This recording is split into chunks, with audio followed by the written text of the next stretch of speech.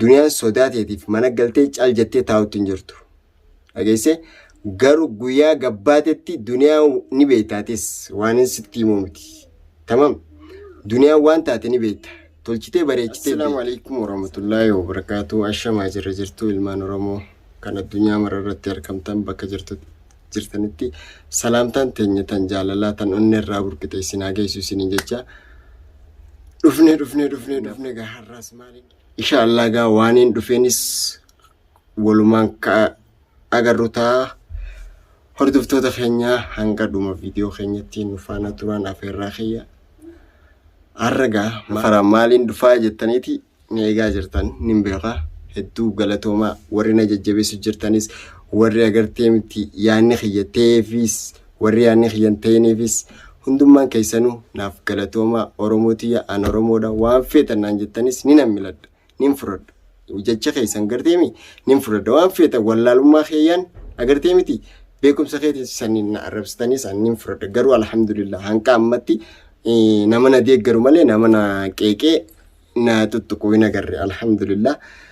Namni social media kana gubbatti yeroo argamu ni tuqamaasi ni arranfamaasi ni faarfamaasi waan naan jettan gaasan isiniif beekaa hordoftoota kiyya.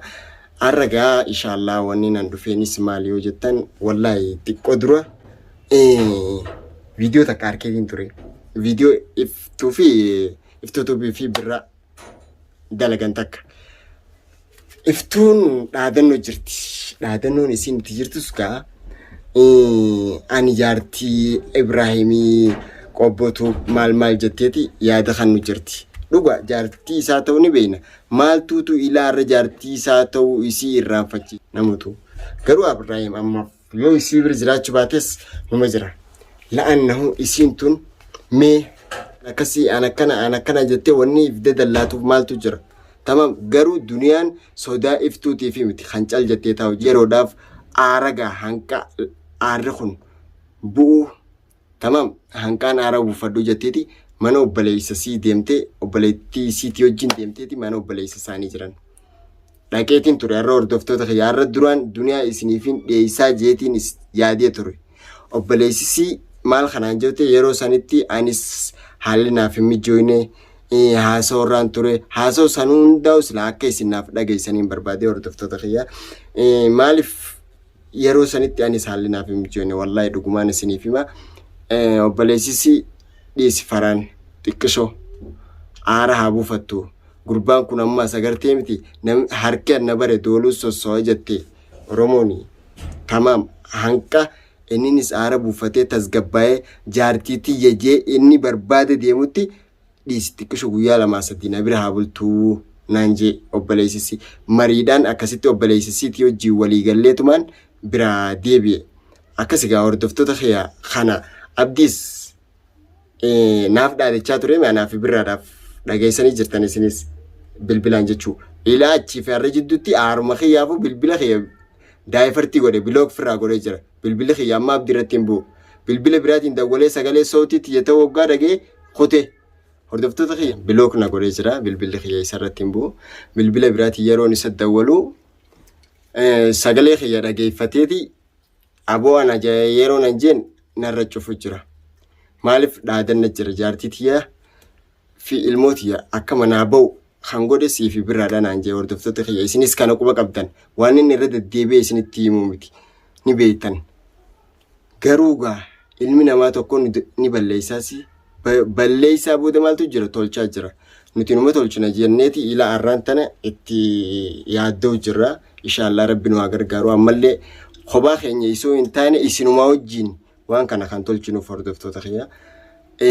Hanqa agartee miti gaa inshallah rabbiin nagee buusee isaan kana waliin galchinutti har'allee borullee hin dhaabbatu waan fadhan jaammalee garuu iftuu na dhageeffadhu siifin hima. Sini ati haasawite sana waa hedduu na laalchise isiin tu wooma akkanumatti sodaateetiif cal jettee galtee mana taa'u jirtu si fakkaatte hin dogongorin garuu siistee urjiistee wallahi dhugaan isiniinjaa abdii hin agartan maaliif ija tanatti isaa karaa deemu yoo agartan akka tasaa dhugaa ni agartan garuu abdii wajji jireenya eegalla jettanii tasa hin yaadina dhageessee nama dukkana keessatti ija baase hin ta'ina. Namni dukkana keessatti ija baase maal firraa arga? Dhuffeanii yoo namni waraanes ija keessa hin argu. Akkasi isin haalli isin itti jirtan haala akkasii saniifuu yaaduma keessan dhageeffadhu. Bultiin bultuma atis bultii keessa jirta. Jaarsi kee yoo si bira jiraachuu baates taa'e kabajaa fi godhi. Yoo ati kabajaa ta'e eeggatte yoo ati sharafa kee eeggatte namni lafaa kee akkanumatti iftuun taakkanaa ta'a akkasii jaayee si tuqu hin jiru. Miidiyaa gubbattis karaa qaama nagayaatti nama tokkotti jaarti namaati haadha ilmooti isin ilmoo wajjin qabdan. Tamam namni kun wal miidhuun hin barbaachisu. Waliif dhaadannoo godhuunis hin barbaachisu. Sigalee saniifuu akka nama tokkotti ansitti himeetiin jira. Dagatiin maaliif jaartiin namaa takka yoo kabajaa fi goote kabiralleen kabajaa godhaaf. Sigalee kanaan booda birraa atis dubbii tana hunda waliin keessa jirra. Akka gartee miti seentetti fitta dubbii tana abdii ni dhageessaa numa hoomachuu jira. Tamam waa'ee biraa itti dhiisiiti as garagali. Inshallah ga waan itti seenne tana galmaan geenyeetuma achi booda yoo gatteenya malee akkanuma dhiifteetuma narratti urjii fi iftuu bira deemu jirte. Edaasiif urjii bira turte si harkeen ture bira urjiin waa takka wanni isin fittu hin jirtu. Nama if bira jirretti yoo taate malee duniyaan if bira jirti. Abbaa feete firraa dhorkuufis namuutu ni beektan. Isini galee waan san taateef ani isaan kana isaanii fi yaadda'u jira malee gartee miti abdii fi duniyaatu adda baajee yaadutti hin jiru. Hordoftoota kee maaliif nin beeka hangam takka garuu gaa jaalala isaanii kabee kurabuu makaaliqa hanga isaan wal jaalatanis nin beeka hanga isaan hamtuu walii fadhanii isaan qaamtuu waliin feenes nin beeka nin kun hanga tokkotti dhiyaadhee irraa hubadheetiin jira. Hordoftoota kee akkuma beekamutti namni tokko jireenya isaa qabatee kadeemu sin dhibu. Maaliif dhalaan zabana ta nyaara addattee deema nyaara addattee urjiin sanfaan agartaniimi nyaara addattee deemti. Ani hin dhiisuu abdii muraa mataa kiyyaati yeroo itti dawwalus. Walleen dhiirtee addunyaa tanarraa ni dhabamte abdii maleedhaatiin. Gurbaanis walleen qaala dhalaa kana qabaa maalittiin beekamoo sanuu jaartuma namaati. Silaa ijoolleen shashabaamni illee nagartii miti akkana jettee isa ol fufuutee namni dunia irratti xiqqishoollee taatu faayii qabu silaa agartee miti isa ol qaqqabee maal jee akkana isaa. Isaan hundinuu nama isiin geenye ni beekan. Isinii galte urjiinis dhiyootanas na hojii daleedee turte birraa hojiillee viidiyoo takka lama daleedee turte.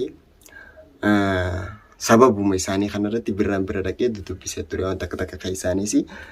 Anammoo isaan kan hundaafuu wallahi gaafa isiin achi gabbaate garuu akka hantuutatti yoo boolla qotatanii qopheeffatanii ta'an agarteemi gaafa wayii mallaatti wayiin basoon itti dhufte duratti ol utaaleeti if garsiise libjee boolla seena yoo akkasitti boolla qopheeffatanii ta'anii eeggachuu jiraatan Allah waalam anirraa quban qabu inshallah gaa isaan kanallee urjii birallee qaamaan geetiin jira iftuu bira garuu qaamaan hin geenye.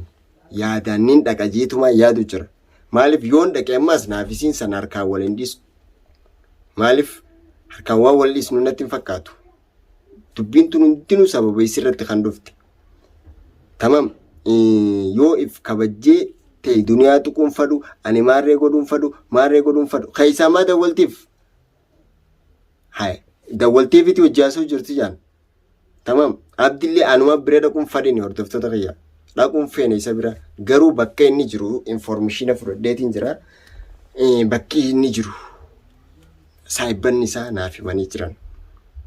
Maaliif gaanis wanni na aarsee isarraa calna godhee na teessise maaliif yoo jettanii beetanii dawwaluttu hin jiraanin kun akka nama tokkotti irratti bilbiluttu hin jiraami.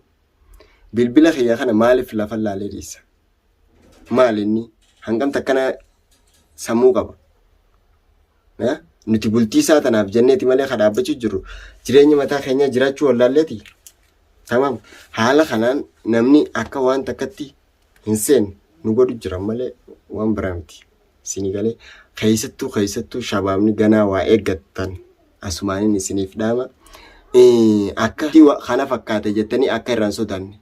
Tamam abbuma ifi jallateetu ifin laaqee isinii gala bultiin nama rabbi tolcheef bultiin bareedu.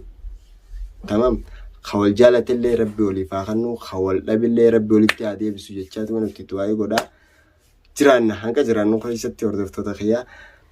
Egaa namni tokko gartee miti maaliif akkana dubbiin tun maaliif aras geessee maaliif haati ilmoo manaa baatee manarraa obboleettii siisanii dirqe isoo nuti jirruuti. Ati amma duras waa meeqa keessatti dabraa jirtaa maaliif kana gootaa maaliif akkana taataa yoo lubbuu teetiin agartee miti lubbuu teetanirra miidhaan dhufte booda numaatu rakkataa numaatuutu sheenaan irraan baani saniifuu kootu hanqa nageenyi buu hanqa inni kun jaartii tiyyessi beekees jala deemee si barbaadutti taay jetteeti obboleettiin si arrallee ilaal agartee miti akkana waan biraan jechaa oolte garuu maaliin jaan hayyee guyyaa saniin fudhadhe gaa si galee atummaan kun abdii nuuf fakkaattaa naan jetti obboleettiin abdii nuuf fakkaattaa andi yeroo isaaniin abdiitti fakkaadha yaa rabbi na baasi yaa rabbi na baasi hordoftoota kiyyaa haalli jiru kana fakkaata adeemsi deemamaa jirus kanuma ani viidiyoo isiniif maruu hin dhiisu